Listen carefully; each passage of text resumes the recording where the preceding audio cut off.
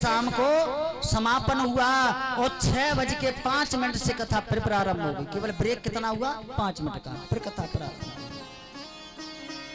पहले दिन की कथा हुई और जैसे ही पहले दिन की कथा हुई तो उस अंडे में जीव का प्रादुर्भाव हो गया और दूसरे दिन की कथा हुई तो वो जीव अंडा फोड़ करके उस अंडे से बाहर निकल आया और तीसरे दिन की कथा हुई। अब तो वो पक्षी सुक नाम का पक्षी है, वो सुन सुन के बड़ा गदगद हो रहा है, बड़ा प्रसन्न हो रहा है भगवान की कथा। और चौथे दिन की कथा तो उतनी बढ़िया है भैया कि एकदम हो मीठो ही मीठो है जातो है।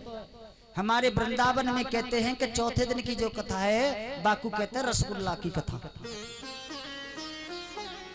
तुमने कन्हैया की कथा सुनी होगी, राम की कथा सुनी होगी, हनुमान जी की कथा सुनी होगी, शंकर भगवान की कथा सुनी होगी।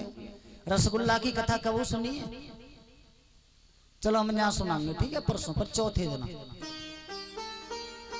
क्योंकि हमारे ब्रज में, हमारे वृंदावन में कन्हैया को कहते हैं रसगुल्ला। और चौथे दिन क्या होता है कि हमारे रसगुल्ला को जन्म हो तो आज चौथे दिन की कथा हो रही है और सुक नाम का पक्षी बड़ा खुश हो रहा। पांचवें दिन की कथा हुई। पांचवें दिन की जैसे ही कथा प्रारंभ हुई वहां में क्या है? पांचवें दिन की कथा में, पांचवें दिन की कथा में भगवान की ब्रज की लीलाओं का वर्णन है और ब्रज की लीलाओं को सुन सुन के सुक नाम का पक्षी बड़ा गदगद हो रहा है। और जैसे ही छठवें दिन की कथा हुई, छठवें दिन की कथा प्रारंभ हुई, अपराह्न हुआ, दोपहर होने को आया तो पार्वती मैया को निंद्रा आ जाती है, नींद आ जाती है। और जैसे ही पार्वती मैया को नींद आई अब तो सुक नाम के पक्षी ने देखा कि मैया सो गई। अगर बाबा को पता चल गया तो कथा को यही विराम, और अगर बाबा ने यही कथा को विराम दे दिया तो ये अमर कथा मेरी आधी अधूरी रह जाएगी। तो आज सुकनाम के पक्षी ने क्या किया कि पार्वती मैया के स्वर बना करके हुंकरा देने लगा। छठवें दिन की कथा हुई, सातवें दिन की कथा संपूर्ण हुई और भोलेनाथ भगवान ने जैसे ही जयकारा लगाया, बोलिए भागवत महापुराण की। पार्वती मैया की नींद खुली और जैसे ही नेत्रों को खोला एकदम झटपटा के बोली के बाबा हाँ बताओ कि जैसे ही उद्धव पत्र लेकर के जा रहे थे वृंदावन के लिए फिर क्या हुआ? जब पत्र लेकर के उद्धव वृंदावन के लिए जा रहे थे फिर क्या हुआ? बोले बाबा एकदम चौंक करके बोले पार्वती ये क्या कर रही हो? कि बाबा थकान हो गई थी, मुझे आंख लग गई, नींद आ गई थी। अब तो भोले बाबा कहने लगे तो बहुत ही गलत हुआ। पार्वती सत्य बताओ, झूठ तो नहीं बोल रही हो? कि प्रभु मैं झूठ नहीं बोलती हूँ। अगर तुम सो रही थी तो ये हुंकरा कौन दे रहा था? अगर तुम सो ही रही थी तो हुंकरा कौन दे रहा था? और जैसे उन्होंने मुड़ करके देखा तो पीछे सुक नाम का पक्षी बैठा हुआ है। बोले वृंदावन बिहारी लाल की। अब तो भोले बाबा खड़े हो गए, हाथ में त्रिशूल उठाया और सुक नाम के पक्षी को जैसे ही मारने के लिए हुए पार्वती मैया ने कहा रुको, क्या कर रहे हो? अरे इसको मारना क्यों चाहते हो? इसका दोष क्या है? इसने तो केवल भगवान की कथा ही तो सुनी है, इसका कोई दोष नहीं है। अगर भगवान की कथा सुनना दोष है तो संसार में कोई भगवान की कथा सुनेगा ही नहीं। और प्रभु इसे मार रहे हो? कहाँ ऐसे दंड देना जरूरी है, इसे मारना जरूरी है। कि क्यों जरूरी है? कथा सुनिए इसलिए कि नहीं पार्वती, कथा सुनना कोई दोष नहीं है, लेकिन इसने जो कथा सुनी है ना वो नियम के अवरुद्ध है। क्योंकि कभी भी भागवत कथा गद्दी के पीछे बैठ करके नहीं सुननी चाहिए। अगर जो व्यास गद्दी के पीछे बैठ करके कथा श्रवण करता है वो शास्त्र की हमेशा चोरी करता है और चोर हमेशा दंड का अधिकारी। जो गद्दी के पीछे बैठ करके कथा सुनता है तो वो चोरी करता है, और चोर हमेशा दंड का अधिकारी होता है, इसलिए दंड देना जरूरी है। पार्वती मैया फिर कहने लगे, प्रभु एक बात बताइए, आप तो कह रहे थे कि जो अमर कथा सुन लेता वो कभी मरता नहीं है, आप फिर इसको कैसे मारेंगे? कि पार्वती मैं जानता हूं कि ये मरेगा नहीं, लेकिन इसे दंड देना जरूरी है। अगर इसे दंड नहीं दिया गया तो आगे घोर कलयुग आएगा, और कलयुग में जगह जगह चोरी डकैती होंगी, तो सब ऐसे ही छोड़ देंगे। आज भोले बाबा त्रिशूल उठा करके उसे मारने के लिए, दंडित करने के लिए पीछे पीछे दौड़ रहे हैं। आगे आगे सुख नाम का पक्षी उड़ता चला जा रहा है, और जैसे ही आप उतर के नीचे आओ कैलाश पर्वत से, तो नीचे पड़ता है बद्रीनाथ धाम। और आज बद्रीनाथ धाम में जो व्यास जी हैं, उनकी पत्नी है बिटका देवी। व्यास जी का जो आश्रम है, सम्याप्रास नाम की कुटिया है, उस कुटिया में व्यास जी की पत्नी बैठी हैं बिटका देवी, और बार बार यही कह रही हैं व्यास जी से कि अब हम पे चौथापन आ गया, अब हम पे चौथापन आ गया।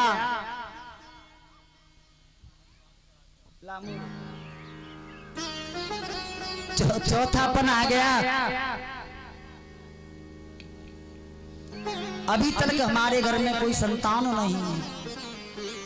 व्यास जी कहने लगे, देवी चिंता मत करो, जादना हमारे मुरली मनोहर कन्हैया की हमारे ऊपर कृपा होगी तो ये भी तुम्हारी मनोकामना पूर्ण हो जाएगी।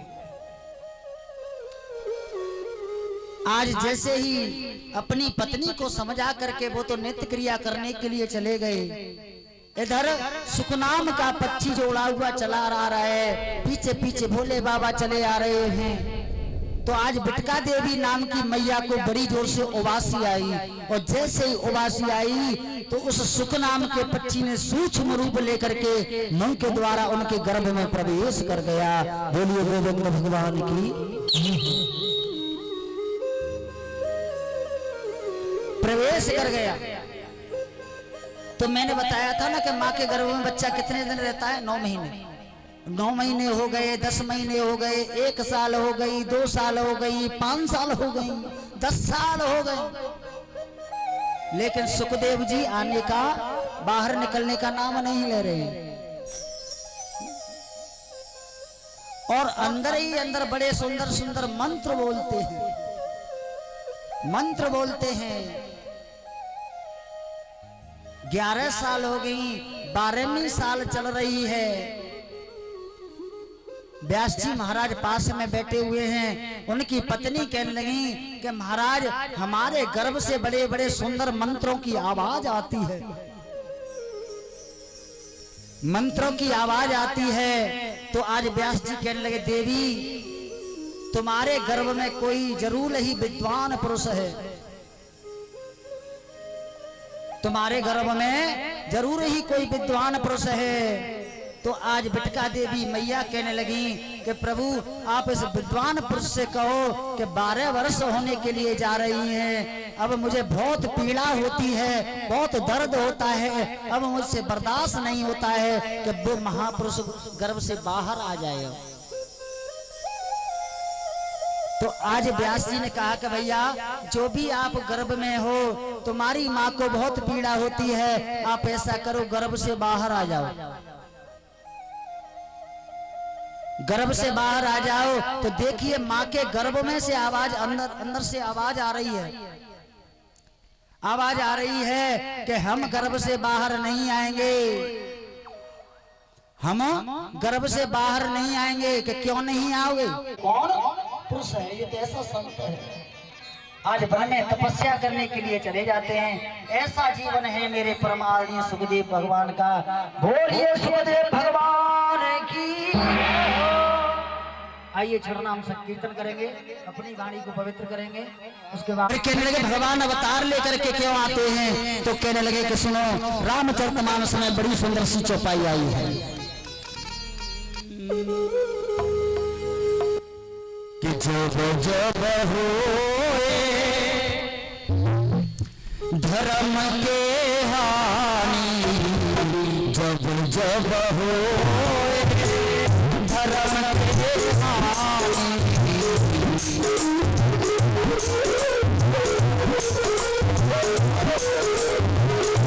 जब जब होए धर्म के हानि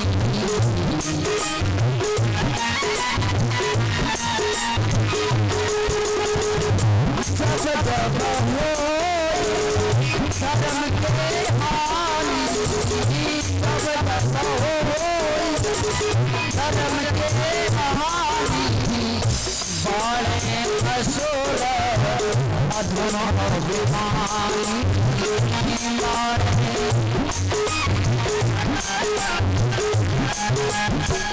तब तब प्रभु धरे तब तब प्रभु धरे बज सरिया हरे कृपा से सजन पीरा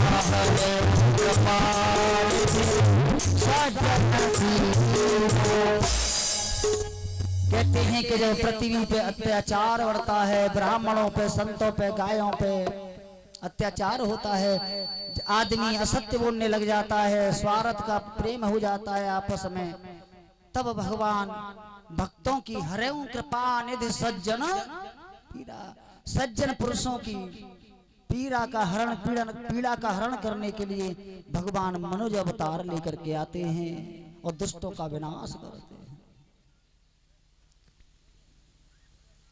अब सूत जी महाराज से शौनक आदि ऋषि और सवाल पूछने लगे, कहने लगे प्रभु एक बात बताओ कि अगर ये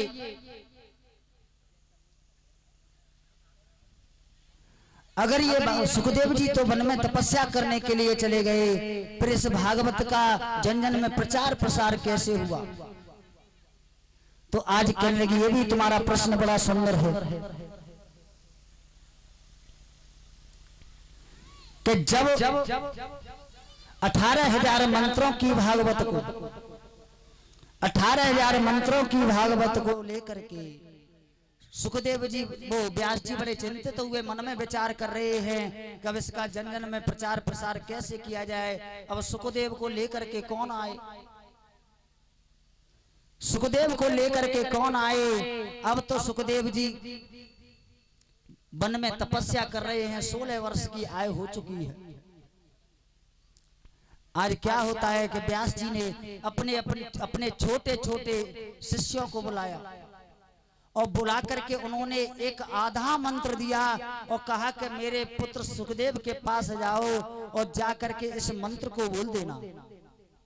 जब ये कहे कि ये मंत्र पूरा सुनाओ तो कह देना कि अगर पूरा मंत्र सुनना है तो अपने पिता व्यास जी के पास जाओ, उनके पास ऐसे ऐसे 18,000 मंत्र रखे हुए। आज छोटे छोटे बच्चे आए और आने के बाद जहां सुखदेव जी की समाधि लगी हुई है, अब बड़े मीठे स्वर में मंत्र बोलने लगे। स्तन कालकूटम जिद्धान से अपायद्धप्प साध्वी लेविम गतिम धातु चिंताम ततोन्नम कंबा दयालु शरणम प्रजे। कितना सुंदर सार है इस मंत्र का।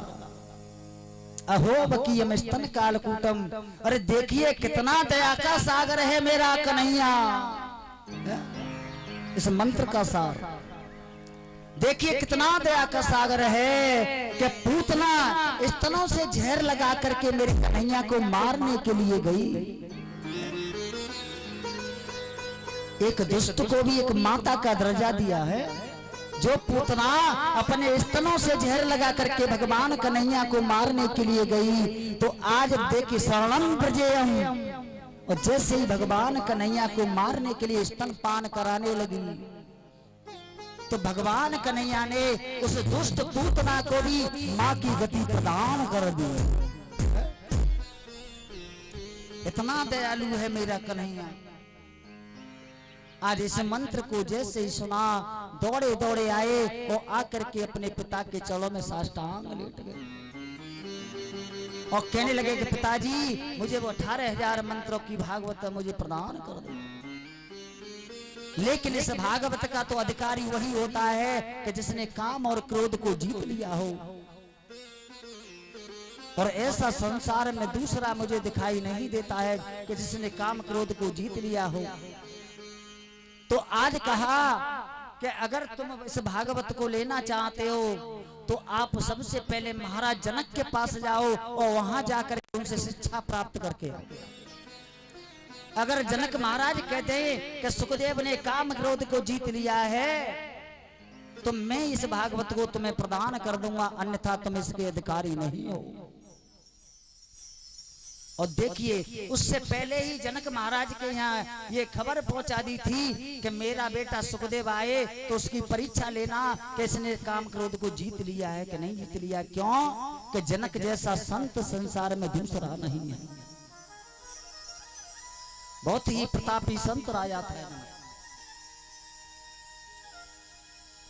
क्योंकि अगर जनक महाराज ने कह दिया कि सुखदेव ने काम क्रोध को जीत लिया है, तो संसार में कोई उंगली उठाने वाला नहीं है। अन्यथा सब ये कहेंगे कि व्यास जी ने इतनी मेहनत करके 18,000 श्लोक की भागवत को बना करके अपने पुत्र को ही प्रदान कर दिया, अरे और किसी को क्यों नहीं प्रदान किया।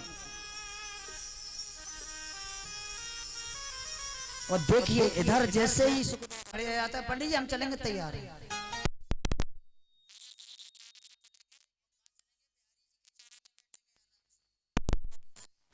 किसी का नहीं है, तो सभी ताली बजाते हुए हैं मेरे साथ में गाएंगे।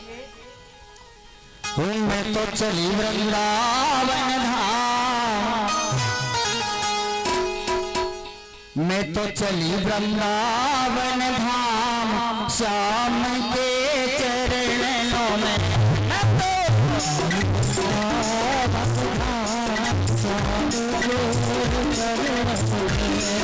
तो चली वृंदावन धाम, श्याम के चरणों में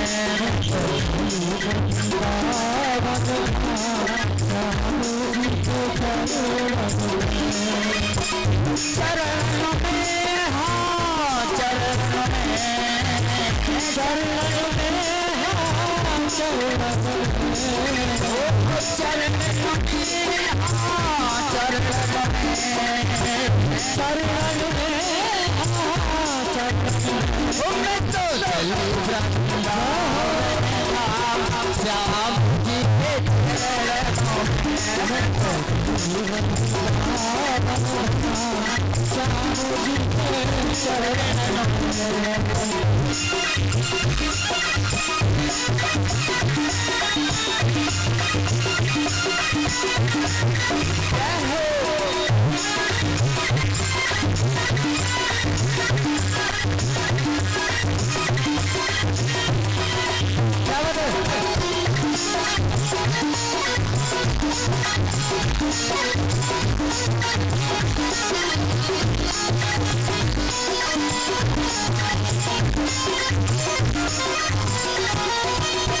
श्याम बिना कछु नहीं भावे, श्याम बिना मोहे कछु नहीं भावे, श्याम बिना मोहे कछु नहीं भावे।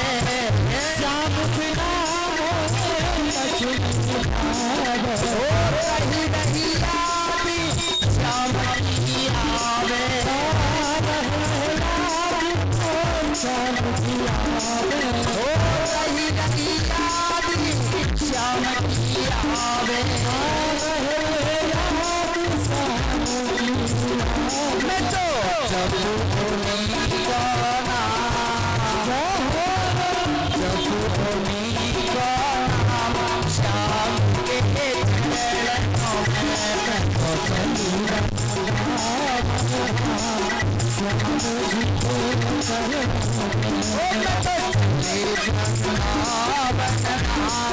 श्याम जी के चरणों में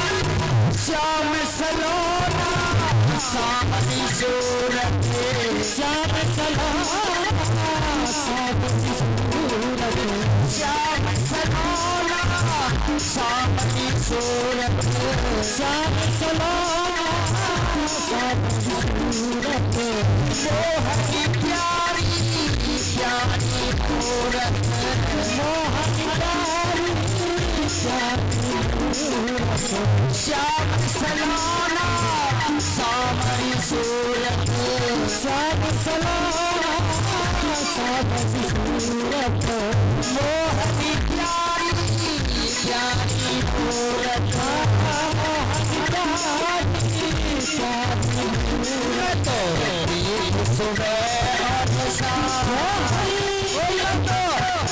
सुबह और शाम के चरणों में तो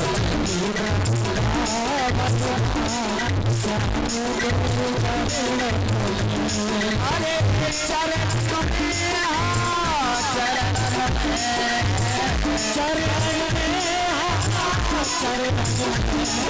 अरे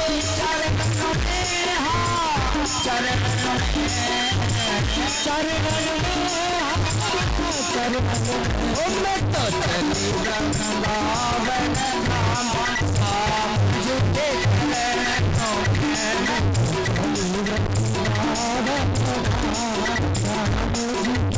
जय श्री राधे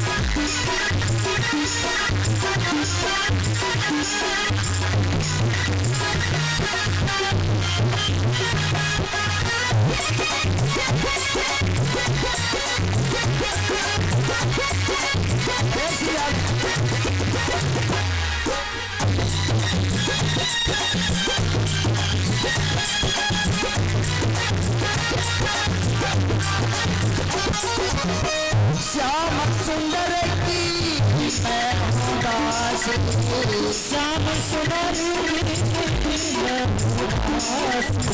श्याम सुंदर की मैं हूँ दास श्याम सुंदर की मैं हूँ दास बस उनके दर्शन की प्यास बस उनके दर्शन की प्यास श्याम सुंदरी की मैं हूँ दास श्याम सुंदरी मैं हूँ दास बस उनके दर्शन की प्यास बस उनके दर्शन की प्यास दुनिया से यादा दुनिया से यादा शाम के चरणों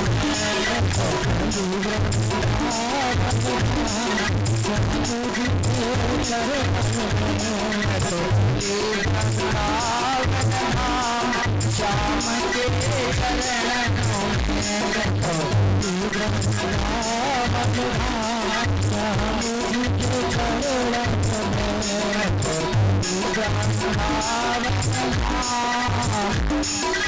श्याम जी के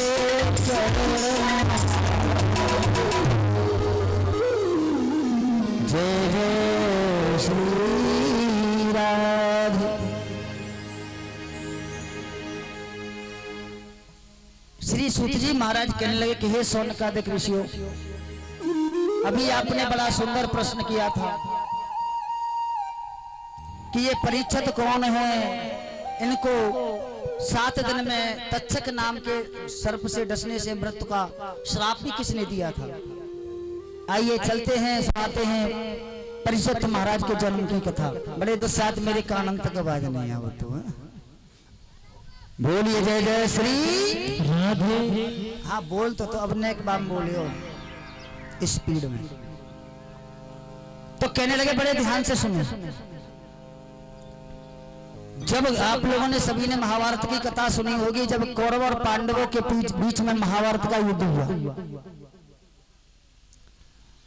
और सभी कौरवों को पांडवों ने मार दिया, और आज जंगा को तोड़ दिया, यानी भीम ने दुर्योधन की जंगा को तोड़ करके आज कुरुक्षेत्र में डाल दिया। आज मरने का इंतजार कर रहा है दुर्योधन। उसी समय पे अश्वत्थामा का पुत्र द्रोणाचार्य का पुत्र अश्वत्थामा आया और दुर्योधन से पूछने लगा कि भैया ये तुम्हारी हालत किसने की है, ये तुम्हारी हालत किसने की है। तो दुर्योधन कहने लगा कि भैया 5 पांडवों ने ऐसा मेरे साथ में किया है, मेरे सभी भाइयों को मार दिया है, और क्या बताऊं तुम्हारे पिता द्रोणाचार्य को भी मार दिया है, भीष्म पितामह को भी मार दिया है, कर्ण को मार दिया है। लेकिन भैया एक बात हुआ, तुम्हारी हालत ऐसी कौन बनाई कि भीम ने मेरी जंगा को तोड़ दिया है। अब तो देखिए एक मित्र, कहते हैं कि मित्र कृष्ण सुदामा जैसा दूसरा मित्र नहीं हुआ है, लेकिन एक मित्र ये भी और हुआ है। कौन है? अश्वत्थामा दुर्योधन।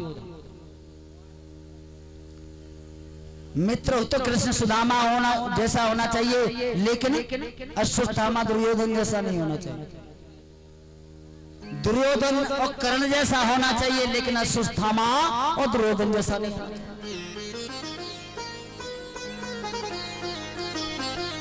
आज देखिए क्या होता है।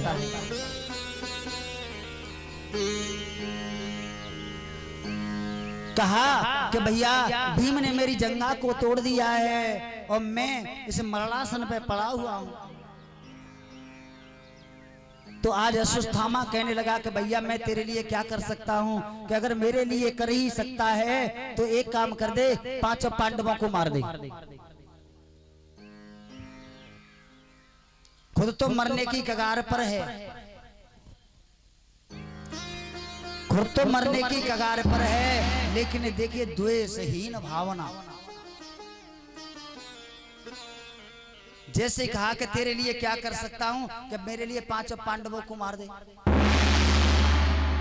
अश्वत्थामा कहने लगा अरे भैया बस इतनी सी बात, चल कल सुबह का जब सूर्य निकले उससे पहले तुझे खबर मिल जाएगी कि मैंने 5 पांडवों को मार दिया है। इधर आ जाइए। डेरा बने हुए हैं, एक डेरा में द्रौपदी सो रही है, एक डेरा में द्रौपदी के 5 पुत्र सो रहे हैं। रात्रि का अंधेरा है, एक जगह पे 5 पांडव सो रहे हैं, इधर रात्रि के 12 बज रहे हैं। वो भगवान कन्हैया एक वृक्ष के पास खड़े हुए हैं, और जैसे ही अर्जुन के नेत्र खुले, अर्जुन ने देखा कि श्याम सुंदर वृक्ष के पास खड़े हैं, तो उनके पास आकर के कहने लगे हे केशव क्या बात है, अरे आप सो क्यों नहीं रहे हैं। भगवान कन्हैया कहने लगे हे अर्जुन मुझे यहाँ नींद नहीं आ रही है, मुझे यहाँ कुछ अच्छा नहीं लग रहा है, मुझे नींद नहीं आ रही, यहाँ कुछ अच्छा नहीं लग रहा है। अर्जुन कहने लगे कि प्रभु ऐसी तो कोई बात नहीं है, ऐसी तो कोई बात नहीं है। तो भगवान कन्हैया कहने लगे तुमको नींद आ रही है कि हमको तो खूब आ रही है, और हे केशव हमको नींद क्यों नहीं आई है? अरे हमारी रक्षा करने के लिए आप स्वयं हो ना। जब आप जैसा रक्षा करने वाला हो, अरे आपका हाथ तो हमारे सर पे है, तब तक हमें जमाने की चिंता क्या है, हमें तो नींद आएगी। लेकिन भगवान कन्हैया कहने लगे कि हे अर्जुन, मुझे यहाँ नींद नहीं आ रही है, ऐसा करो पांचों पांडवों के साथ में चलो कहूँ दूसरे स्थान पर चलते हैं। आज देखिए मेरे श्याम सुंदर पांचों पांडवों को लेकर के वहां से दूसरे स्थान पर चले गए। इधर रात्रि का अंधेरा है, अश्वत्थामा आया, जहां द्रौपदी के 5 पुत्र सोए थे उसी डेरे में घुस गए और उन 5 पुत्रों को द्रौपदी के पांडव समझ लिया और सोते हुए पुत्रों को उसने मार दिया, उनका सर धड़ से अलग कर दिया। फिर मन में विचार करने लगा कि हमारा मित्र विश्वास नहीं करेगा, इसलिए 5 पुत्रों के सर को उठा लिया अपने हाथों में। जब बिल्कुल सुबह की वेला में, जब अंधेरा सा होता है, सुबह होता है, अंधेरा सा होता है, अल्प सुबह, लेकर के दुर्योधन के पास पहुंचा और कहने लगा कि भैया देख ले, मैंने 5 पांडवों को मार दिया, मैंने 5 पांडवों को मार दिया। तो दुर्योधन कहने लगा, अरे भैया मुझे विश्वास नहीं है कि द्रोणाचार्य जैसे और भीष्म पितामह जैसे, कर्ण जैसे नहीं मार पाए, तो तेरी तो चलती क्या, तू क्या मार देगा उसको? ऐसे ऐसे बलशाली योद्धा नहीं मार पाए तो तेरी क्या चलती है? अश्वत्थामा कहने लगा कि मित्र मैं जानता था, मैं जानता था कि तू विश्वास नहीं करेगा, इसीलिए मैं पांडवों के सर लेकर के आया हूं। और जैसे ही आज द्रौपदी के पुत्रों के सर उसने दुर्योधन के सामने डाले और दुर्योधन ने उठा करके जैसे ही सर को मसला तो कच्चे घड़े की तरह से फूट गया। और जैसे ही कच्चे घड़े की तरह से फूटा, अब तो दुर्योधन कहने लगा, करे भैया तूने बड़ा अनर्थ कर दिया, तूने बड़ा गलत किया है। अरे ये पांडवों के सर नहीं है, ये तो द्रौपदी के तूने 5 पुत्रों को मार दिया। जैसे ये कच्चे घड़े की तरह से हाल फूट गए, इतने कमजोर सर नहीं है पांडवों के। अब तो दुर्योधन रोने लगा, दुर्योधन रोने लगा और कहने लगा कि भैया अरे तूने बड़ा ही गलत किया है, तो अनर्थ कर दिया। अरे हमारे वंश में अब दीपक जलाने वाला नहीं कोई रहा था, लेकिन ये भी कोई बाहर के तो नहीं थे, है तो एक ही पिता की संतान है। अरे हमारे वंश में कोई दीपक जलाने वाला, वंश बेल को आगे बढ़ाने वाला नहीं था, लेकिन ये द्रौपदी के 5 पुत्र थे, तूने इनको भी मार दिया, ये तूने बहुत ही बड़ा पाप किया है। आज तो दुर्योधन वहीं रुदन करने लगा और रुदन करते उसका वहीं प्राणांत हो गया।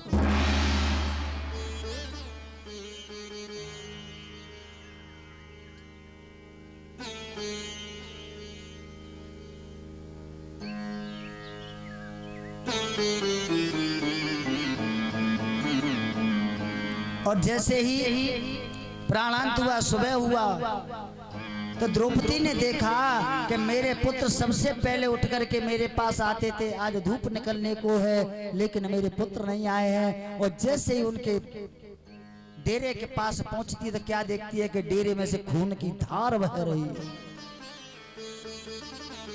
अब आप एक बार अपने मन में सोचिए कि हमारा बेटा कहीं बाहर नौकरी करने के लिए जाता है,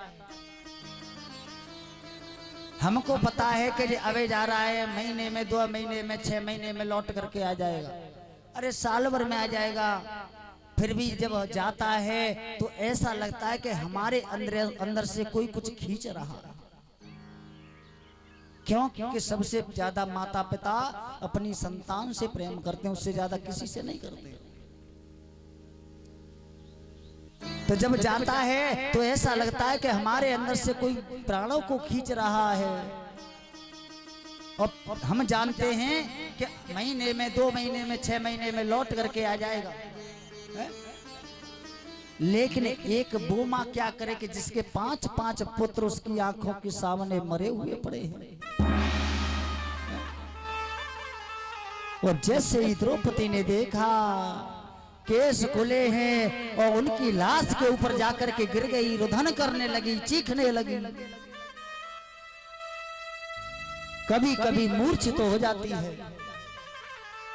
और जब मूर्छा जागती है तो चीखने लग जाती है। और जैसे ही द्रौपदी की चीखों को सुना भगवान कन्हैया 5 पांडवों के सहित आ गए। अब तो हजारों लाखों नर और नारी इकट्ठे हो गए वहां। द्रौपदी ऐसी देख रही है कि आज उसका सब कुछ लुट गया हो, उसके पास अब जीने के लिए कुछ रहा ही न हो। कभी भीम की तरफ देखती है, कभी नकुल की तरफ देखती है, कभी सहदेव की, कभी अर्जुन की, कभी धर्मराज की तरफ देखती है, और कभी अपने पुत्रों की तरफ देखती है। तो कहती है, हे केशव, ऐसा इसने पुत्रों ने क्या बुरा किया था किसी का कि इनको मार दिया।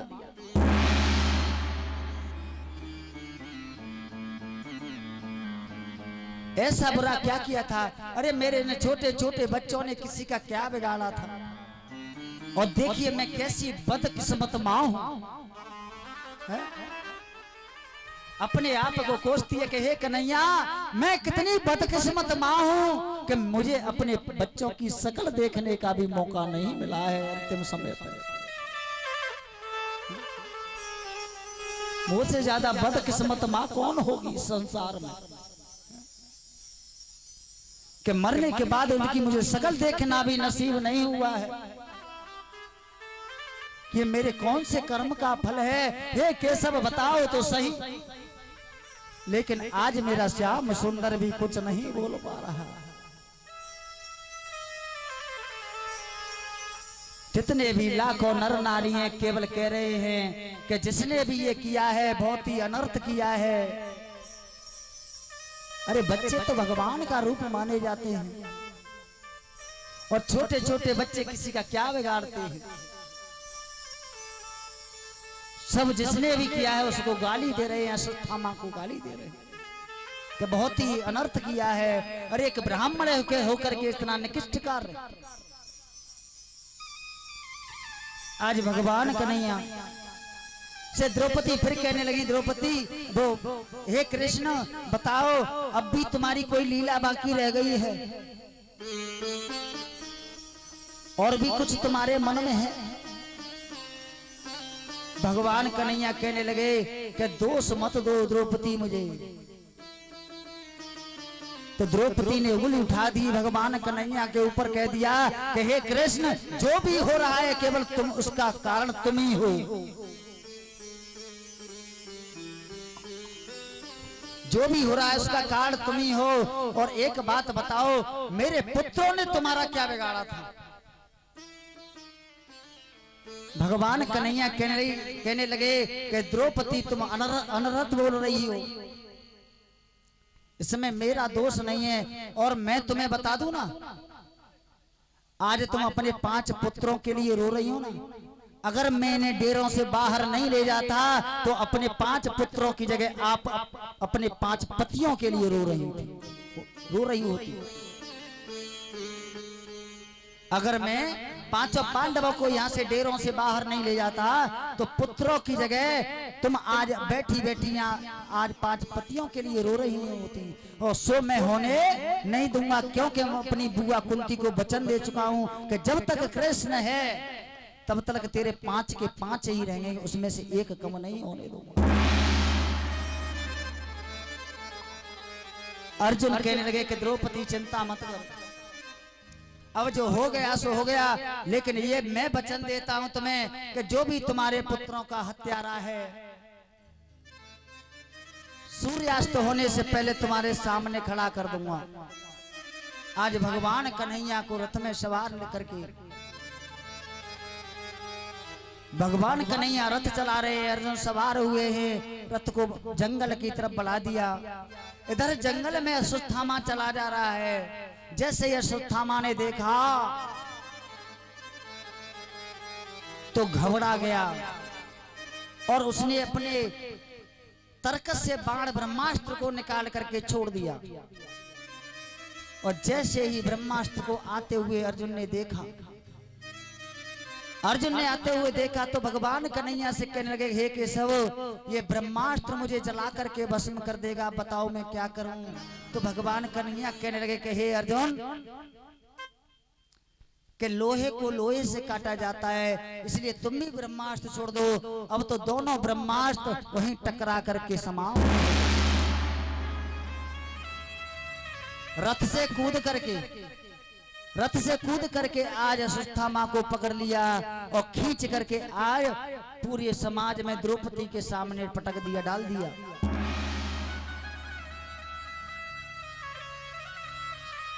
कहा कि द्रौपदी, ये तुम्हारे पुत्रों का हत्यारा है जो तुम्हारी आंखों के सामने है। अब बताओ इसको हम कौन सा दंड दें? और हमारे संविधान में तो खून का बदला खून है। इसने तुम्हारे 5 पुत्रों की हत्या की है और हमारे संविधान के अनुसार इसे 5 बार मरना चाहिए। तो एक को आप 5 बार तो नहीं मार सकते हो। तो बताओ द्रौपदी, इसको कैसे मारूं? आकाश में उछाल करके इसे बाणों के द्वारा मार दूं, या इसे जिंदा अग्नि में जला दूं, या इसके सर के टुकड़े टुकड़े कर दूं, या इसे जमीन में गाड़ करके मारूं? लेकिन द्रौपदी कोई जवाब नहीं दे रही है। बड़े ध्यान से सोचेंगे इस बात को। ये सोचने वाली बात है कि जिसके 5 पुत्रों की लाश सामने पड़ी है और उनको मारने वाला सामने खड़ा है। अर्जुन बार बार कह रहे हैं कि बताओ इसे कैसे मारा जाए। तो अब द्रौपदी क्या कहे कि इसको मार दो? क्या ये कहे कि नहीं मारो? बताइए, है जवाब आपके पास इसका? द्रौपदी क्या जवाब देगी कि मार दें? अरे जिसके छोटे छोटे 5 पुत्रों को मारा है वो सामने खड़ा हुआ है। और अर्जुन बार बार कह रहे हैं कि द्रौपदी बताओ इसको कैसे मारे, जिंदा जला दे, या इसके सर के टुकड़े टुकड़े काट दे, या इसको जमीन में गाड़ दे। तो द्रौपदी ने एक ही जवाब दिया कि इसे छोड़ दो। द्रौपदी ने एक ही जवाब दिया कि इसको छोड़ दो। अर्जुन कहने लगे, द्रौपदी तुम क्या कह रही हो? ये तुम्हारे 5 पुत्रों का हत्यारा है, तुम कह रही छोड़ दो। और द्रौपदी क्यों नहीं कहे? क्यों? कि सखी कौन की है? भगवान कन्हैया की। जो भगवान कन्हैया की सखी है तो वो कभी अनर्थ नहीं होने देगी। अर्जुन ने फिर कहा कि द्रौपदी सोच लो क्या कह रही है, छोड़ दो? क्या? हाँ छोड़ दो। करे तुम्हारे पुत्रों का हत्यारा है। तो द्रौपदी ने कहा कि हे अर्जुन, एक बात बताओ, अगर इसके मारने से मेरे 5 पुत्र वापस आ जाएं तो इसे जल्दी मार दो। अगर इसके मारने से मेरे पुत्र वापस आ जाएं तो इसको मार दो, अगर नहीं आए तो इसको छोड़ दो। फिर अपने मन में सोचो, विचार करो कि जिस द्रोणाचार्य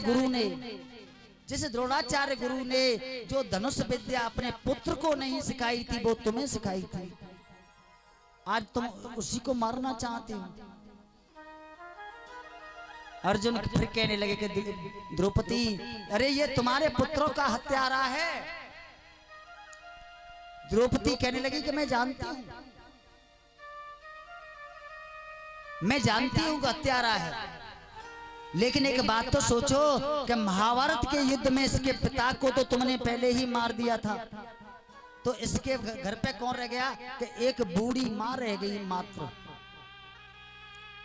मैं तो अपना जीवन तुम्हारे सहारे से, चलो पुत्र नहीं रहे तो कोई बात नहीं है, मैं तो अपना जीवन तुम्हारे सहारे से अपना काट लूंगी, लेकिन आज उस मां के लिए कौन है कि जिसके पिता को तुमने पहले मार दिया है, पुत्र को आज मार दो। तो एक बात बताओ, उस मां की आत्माएं कौन से श्राप देंगी तुमको?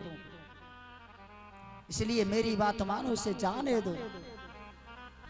अब हमारा तो जो होना था वो हो गया, लेकिन इसे मत मारो। आज भगवान कन्हैया की तरफ जैसे अर्जुन ने देखा और कहने लगे, हे केशव, अब आप ही मेरा मार्गदर्शन करो, आप ही बताओ मैं क्या करूं। तो देखिए द्रौपदी ने तो जो जवाब दो सो तो बढ़िया ही दो, लेकिन कन्हैया जी ने तो ऐसा सुंदर जवाब दो कि सबरी सभा तारी बजाने।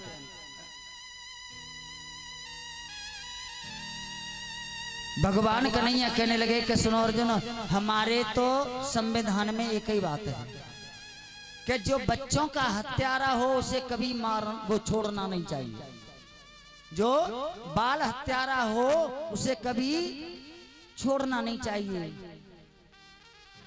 और ब्राह्मण को कभी मारना नहीं चाहिए। पहले नंबर तो ये बाल हत्यारा है और दूसरे नंबर ये ब्राह्मण है। अब सोचो, भगवान कह रहे हैं कि ब्राह्मण को कभी मारना नहीं चाहिए और बच्चे का हत्यारा उसे छोड़ना नहीं चाहिए। अब भैया को फैसला कौन करेगा?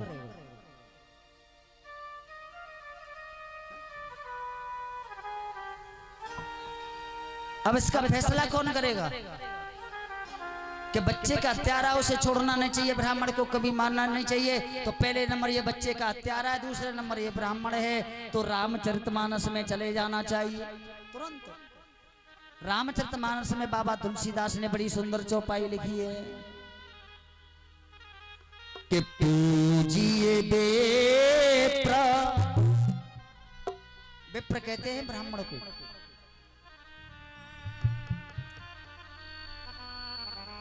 कि पूजिए विप्र सकल गुणहीना, पूजिए विप्र सकल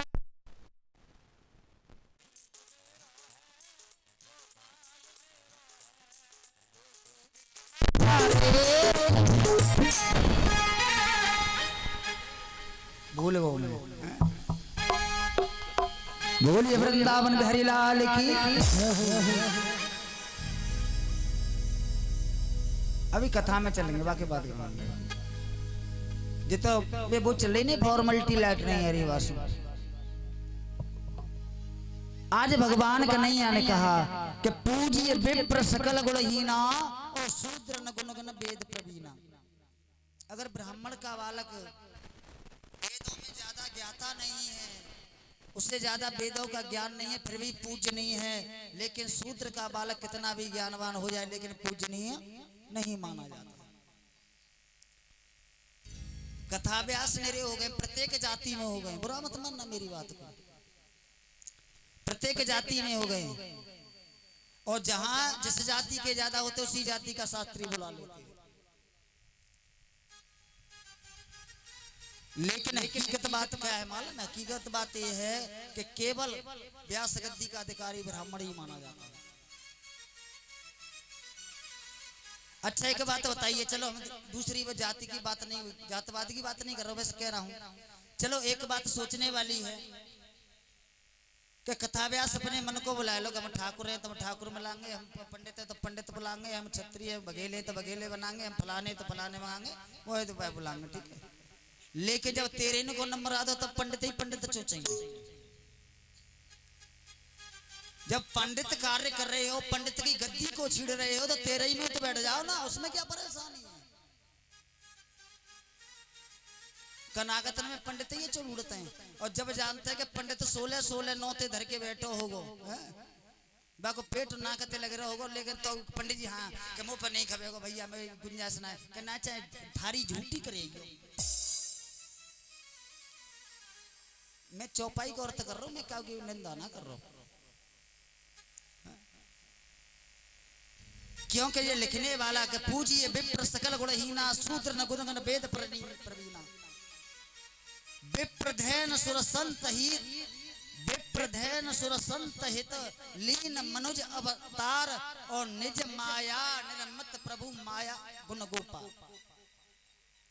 विप्र यानी ब्राह्मण, विप्रधैन गाय, सुर माने देवता, विप्रधैन सुर संत हित लीन मनुज अवतार।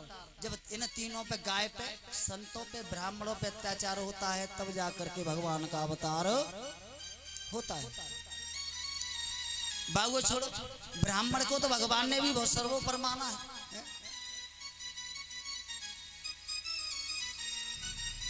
वो कौन सा किस्सा अब तो कहा, कृष्ण को भटक्यो भृगु ने मारी।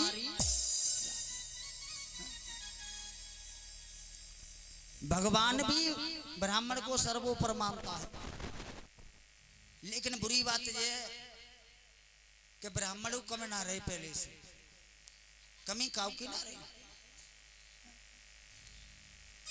ब्राह्मण भी अपने पद से भ्रष्ट हो गया है और तासुआ की बैलू कमी है गई। कमी मुझे ना मानने के और की कमी है, कमी अपनी तो ऐसा करते हैं। हम दूसरे की तरफ एक उंगली उठा रहे तो तीन हमारे माँ तो संकेत कर रही हैं कि अपने को मोहमाऊ तो देख ले तू कितना मलूक है। पहले ब्राह्मणों को पूजा जाता था, संतों को पूजा जाता था, लेकिन हम खुद पथभ्रष्ट हो गए हैं। और बे ब्राह्मण खूब जरा सी और पिला दे यार, मुर्गा कट रहा है, मछली कट रही है, फलाना कट रहा है, तो काहे के ब्राह्मण है ये, तो जिनते तो सूत्र ही बढ़िया है। बताओ, भगवान ने कहा कि पूजिए विप्र सकल गुणहीना शूद्र न गुणगण वेद प्रवीणा, यानी कि जो बालकों का हत्यारा है उसे छोड़ना नहीं चाहिए, ब्राह्मण को मारना नहीं चाहिए, इसलिए मारो मत न छोड़ो उसे। तो क्या करें इसका कि देखिए, एक बार चाहे मैं हूं, आप मुझे आज में गोली मार दो, 2 मिनट में मेरा खेल खत्म हो जाएगा, नहीं हो जाएगा। फिर का मैं सोच रहा हूं, अगर मेरा कहीं पूरे समाज में बहिष्कार कर दिया, मेरा अपमान कर दिया, तो मैं जब तक जिंदा रहूंगा तब तक तिल तिल भर रोज मरूंगा उस अपमान को सोच।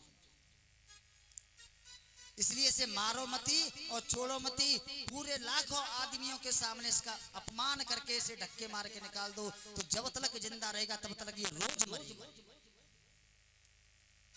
आज आधी दाढ़ी मूछ मूड़ करके उसके मस्तक में मड़ी थी, उसको निकाल करके पूरे समाज में धक्का मार करके निकाल दिया सुस्थामा को।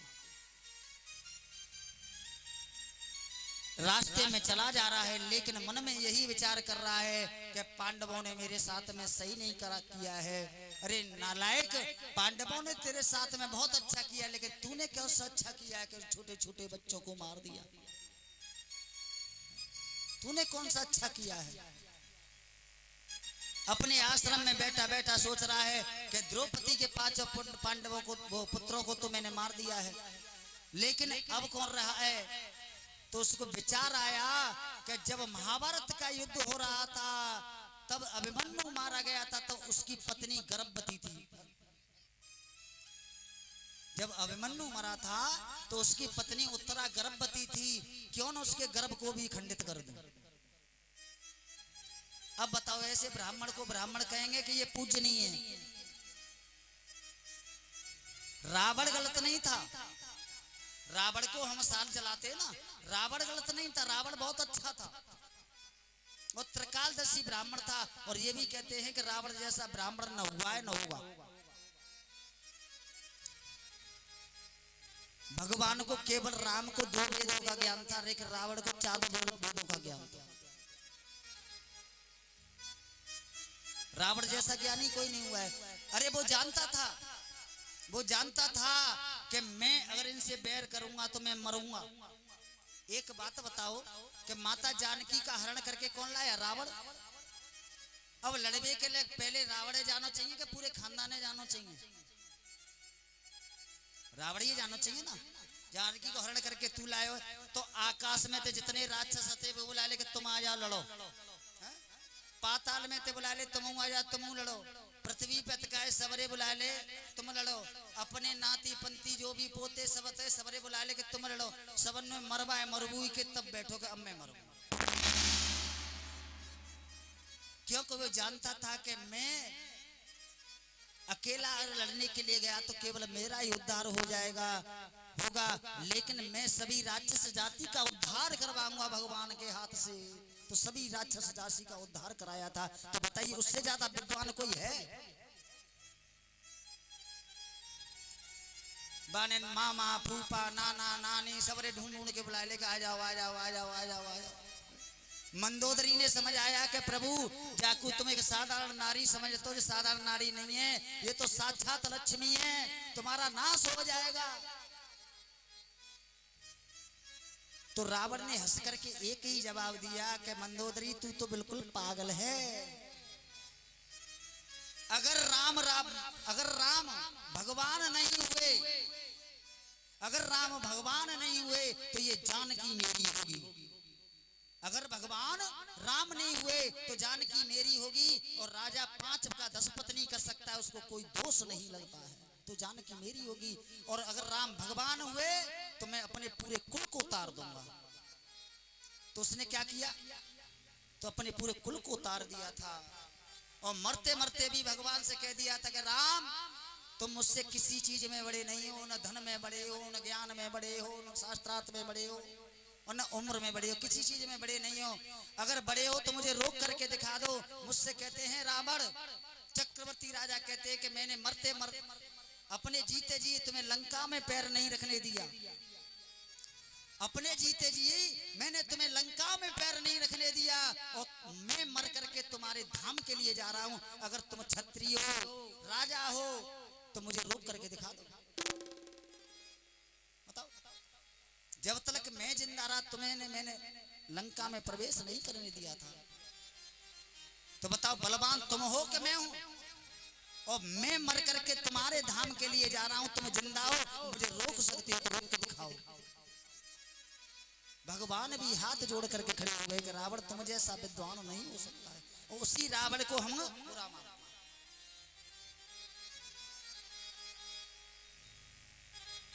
और देखिए एक वो ब्राह्मण है कि छोटे छोटे 5 पुत्रों को मार दिया है, और मन में विचार कर रहा है कि उत्तरा के गर्भ में अभिमन्यु का बालक है, उसको भी मार दूंगा।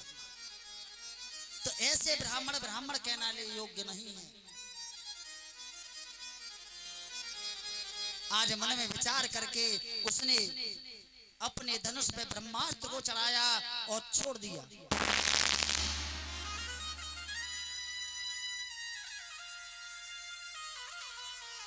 और जैसे ही ब्रह्मास्त्र को आते हुए उत्तरा ने देखा, भगवान कन्हैया के चरणों में गिर गई, कहने लगी हे केशव, हे गोविंद, मुझे बचाओ,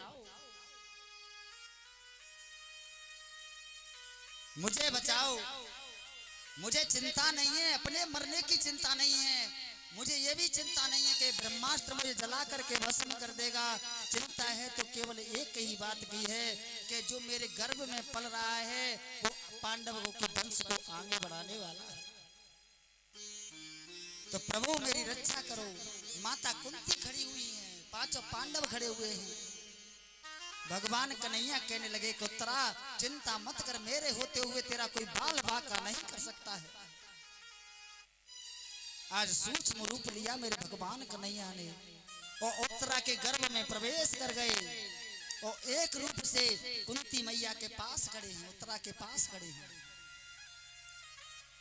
और देखिए अपने उस सुदर्शन चक्र से, उस ब्रह्मास्त्र से, उस बच्चों जो बच्चा उत्तरा के गर्भ में पल रहा है उसकी रक्षा करने लगे।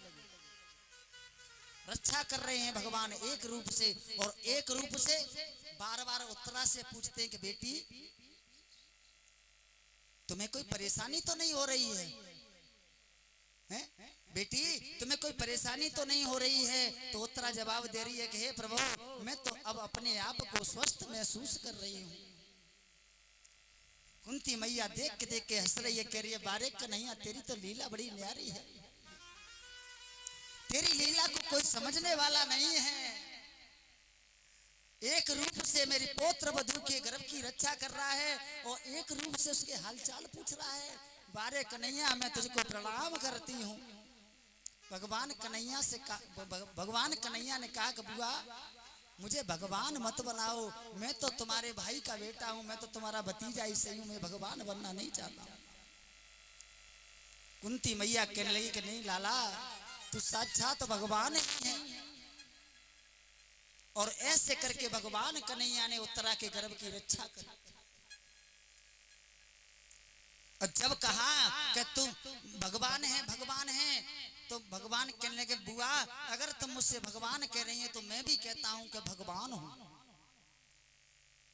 भागवत में भगवान कन्हैया ने कई बार कहा है कि मैं भगवान हूं, लेकिन रामचरितमानस में एक भी बार कोई बता दे राम ने नहीं कहा कि मैं भगवान हूं।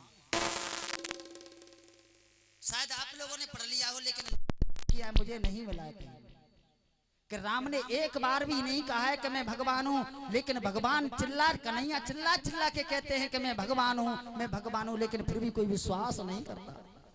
गाय चराने के लिए जाते हैं, राक्षसों का वध करते हैं वहां, अपने सखाओं से कहते हैं अरे लाला, हम सखा कहते हैं लाला तेने इतने बड़े राक्षस को कैसे मार दो कि तो कोई पता ना है कि मैं भगवान हूँ। भगवान कन्हैया कहते हैं कि तो को पता ना है मैं भगवान हूँ। तो बालक तारी मार के हंसते हैं, देख ले तेरे जैसे मुंह जैसा भगवान हो तो है। अरे तेने अपना मोड़ो कभी शीशा में देखो कि तू कितना सुंदर लगत है और अपने को भगवान कहते भगवान हूँ मैं भगवान हूँ, कोई विश्वास ना। तो आज भगवान कन्हैया कहने बुआ अगर तुम भगवान ही मुझे बता रही हो तो मेरा भी कुछ फर्ज बनता है कि आज जो भी मुझसे जो मांगना चाहता है सो मांग लो। जो भी मुझसे जो मांगना चाहता है सो मांग लो। तो सबसे पहले धर्मराज का नंबर आया, युधिष्ठिर का। युधिष्ठिर बोले कि अगर कृष्ण हमें देना ही चाहते हो तो मैं हमेशा मैं धर्म की राह पे चला हूं और जब तक मेरे शरीर में प्राण रहे तब तक मैं धर्म की राह पे ही चलता रहूं। अर्जुन ने मांगा कि प्रभु मेरे रथ की कमान संभाली थी, ऐसे ही मेरे रथ की कमान जीवन भर संभालना। भीम ने मांगा कि प्रभु वैसे तो हमारी समाज में बड़ी बेइज्जती होती है, बड़ी बेइज्जती होते है कि सब कहते हैं कि ये तो भोजन बट्टे खावे कोई है बस का मतलब कौन है। तो प्रभु जैसे हम आते हैं तैसे तो बने रहें, लेकिन केवल आपका प्रेम हमारे ऊपर से कभी कम न हो। नकुल सहदेव ने मांगा कि प्रभु देना ही चाहते हो तो बस अपने चरणों की सेवा दे दो। द्रौपदी का नंबर आया कि द्रौपदी तुझे क्या चाहिए। द्रौपदी ने कहा कि हे केशव मांगने के लिए तो बहुत कुछ है, लेकिन एक ही चीज मैं मांगती हूँ कि जो हमारा तुम्हारा सखा और सखी का प्रेम है जो जीवन अपरांत बना रहे हमेशा, ये कभी कम न हो। और प्रभु आगे चल के घोर कलयुग आएगा और कलयुग में जगह जगह दुशासन होंगे और चीरहरण भी होंगे, लेकिन कोई भी अगर द्रौपदी बन के तुम्हें पुकारे तो उसकी रक्षा जरूर करना। भगवान कन्हैया के नेत्र सजल हो गए। द्रौपदी ये तुमने क्या मांग लिया है? अरे सखा सखी तक तो सही था, ये क्या मांग लिया? अरे कलयुग में अगर चीरहरण भी होंगे, दुशासन भी होंगे, दुर्योधन भी होंगे, लेकिन द्रौपदी नहीं होंगी, ये गारंटी की बात है। क्योंकि द्रौपदी जैसा प्रेम नहीं होगा। कृष्ण को सब मानेंगे, राधा को सब मानेंगे, लेकिन द्रौपदी जैसा प्रेम नहीं होगा। और द्रौपदी प्रेम का भूखा हूं मैं, प्रेम ही एक सार है और प्रेम से जो मुझको बजता भव से बेड़ा, मैं तो केवल प्रेम का ही भूखा हूं। और जे भी तुमने वचन मांगा तो देता हूं कि अगर द्रौपदी बन के जो भी मुझे पुकारेगा तो उसकी रक्षा मैं अवश्य करूंगा। सबको सब कुछ दिया, अंत में कुंती मैया का नंबर आया। कुंती मैया का नंबर आया कि बुआ अब तुम्हें क्या चाहिए। तो मालूम है कुंती ने क्या मांगा? ऐसे करके झोली फैला दी और कहा कि हे केशव देना ही चाहते हो तो संसार के जितने भी दुख हैं मेरी झोली में डाल दो। बताओ दुख भी कोई मांगने की चीज है? अरे अपने जीवन में कोई दुख मांगता है?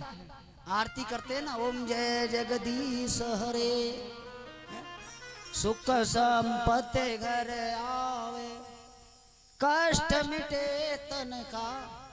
चौन्नी को घी हुए, चौन्नी को बामे वो एक आना की रुई लगी है, बामे सब कछु मांग लेते हैं। सुख संपत्ति घर आवे, कष्ट मिटे तन का। और कुंती क्या मांग रही है? कुंती मांग रही है जितने संसार के दुख हैं मेरी झोली में डाल दो। भगवान कन्हैया कहने बुआ अरे ये भी दुख कोई मांगने की चीज है, सो तुम मांग रही हो। कि नहीं तो केशव मुझे और कुछ नहीं चाहिए, मुझे तो केवल दुख ही चाहिए। क्यों? कहते हैं कि सुख में सुमिरन सब करें, नहीं सॉरी उल्टा हो गया, कि दुख में सुमिरन सब करें, सुख में करे न कोई, और जो सुख में सुमिरन करे तो दुख का एक। जब हमारे ऊपर मुसीबतों का पहाड़ टूटता है ना पंडित जी, जब मुसीबतों का पहाड़ टूटता है तब हमें कन्हैया मैया गैया सबरे याद आवत है। तब कोई न्यों ना कह दे कि ने माँ चले जाओ पी परातन माँ महादेव बाबा को ने रखो है चुम्मा लूटा चढ़ा, तुम 8 दिन तुम्हारे कष्ट दूर हो जाएंगे, तो सबरों का पागल है जाओ, सबरे बाबा महादेव बाबा भी देखेंगे।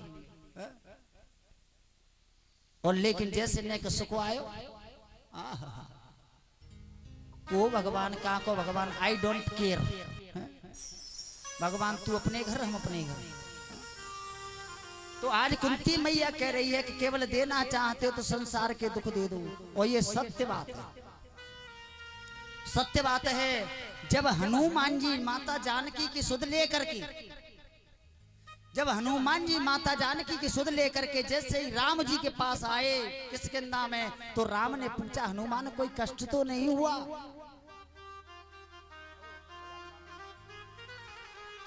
कोई कष्ट तो नहीं हुआ? तो आज राम जी के पैर पकड़ लिए हनुमान जी ने और कहने लगे कि प्रभु और तो मुझे कोई कष्ट नहीं हुआ, केवल एक ही कष्ट हुआ था। आपको बताए कौन सा कष्ट हुआ था? हनुमान जी बता रहे राम जी को कि कहे हनुमंत विपत्ति प्रभु सोई, कहे हनुमंत विपत्ति प्रभु सोई, जब तब सुमिरन भजन न होई।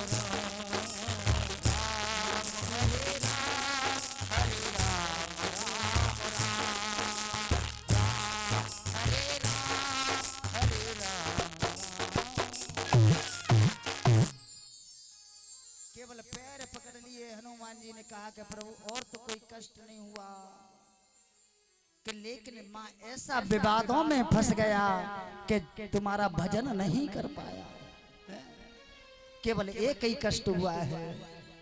कहे हनुमंत विपत्ति प्रभु सोई, और जब तब सुमिरन भजन न होई। अरे जो क्षण बीता है आपके भजन के बिना वो लाखों वर्षों के समान गया है प्रभु, वही कष्ट हुआ है। आज कुंती मैया कहने लगी कि अगर केशव देना ही चाहते तो संसार के दुख दे दो मुझे। भगवान कन्हैया बार बार समझाने लगे बुआ अब मैं तुम्हें कष्ट नहीं दे सकता हूं, क्योंकि तुमने अपने जीवन में सिवाय दुख के एक दूसरी चीज देखी ही नहीं है। किसी राजा के यहाँ पैदा हुई, प्रथा नाम था, और उस राजा के यहाँ से भी तुम्हारा कौन तो वो राजा के यहाँ आई, तुम्हारा नाम कुंती रख दिया। ऋषियों के कहने पर तुमने सूर्य भगवान की तपस्या की, कुआरे पर कर्ण पैदा हो गया, लज्जा की बात है। ये दुख की बात नहीं है कि माता पिता का प्यार तुमको नहीं मिला। जब थोड़ी बड़ी हुई तो कर्ण पैदा हो गया, केवल लज्जा। और जब विवाह भी हुआ तो ऐसे के साथ में हुआ कि जो पहले से ही पीलिया से ग्रस्त था, रोगी था, और उसको ये भी श्राप था कि अगर अपनी पत्नी को छुएगा तो तेरी मृत्यु हो जाएगी, राजा पांडु को। और जैसे तैसे तुम्हारे ये 5 पुत्र हुए तो इनको मारने के लिए 100 कौरव पैदा हो गए। कभी लाक्षागृह में जलाते हैं, कभी जहर के लड्डू खिलाते हैं, कभी गंगा में डालते हैं। तो बताओ बुआ, तुमने आज तक उसको देखा कब है? मैं तुम्हें दुख नहीं दे सकता हूँ। और 5 पांडवों